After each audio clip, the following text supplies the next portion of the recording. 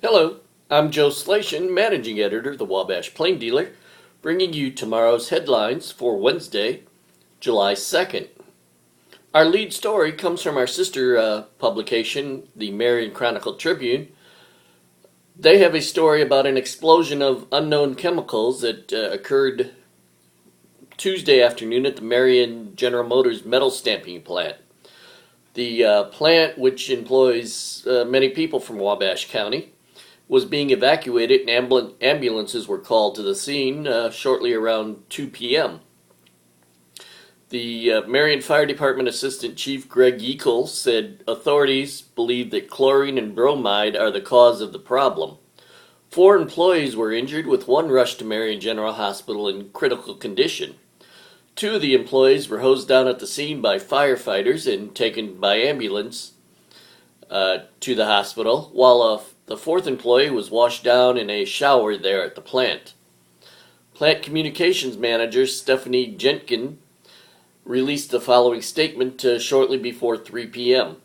A small explosion has been reported at GM's Marion Metal Center in Marion, Indiana. Employees have been evacuated per safety protocol. Fire department and other emergency responders are on site and have the situation under control. 1 contract employee has been taken to Marion General Hospital for treatment. Others are being treated on site and may be transported to the hospital if necessary.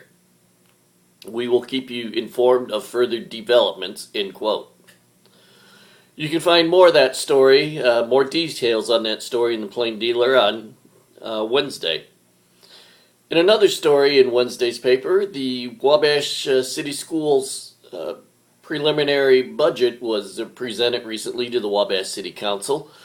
The budget has to be approved for advertising, and a final approval, or the final budget also must be approved by the City Council, because the council appoints the school board. It's one of about a dozen boards that are still appointed in the state of Indiana. In other matters, reporter Eric Seaman stopped by the Wabash County 4-H Fairgrounds on Tuesday morning, where non-livestock judging was taking place for the various 4-H projects prior to next week's Wabash County 4-H Fair. Eric spoke to Extension educator Angela Christopher, as well as a couple 4-H members who had projects waiting to be judged.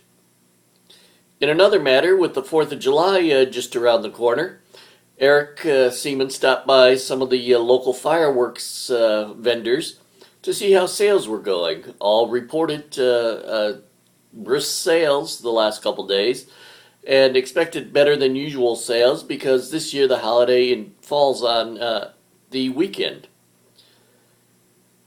We'll bring you that more details of that story, as well as take a look at the various fireworks demonstrations planned locally by local communities on Friday and Saturday.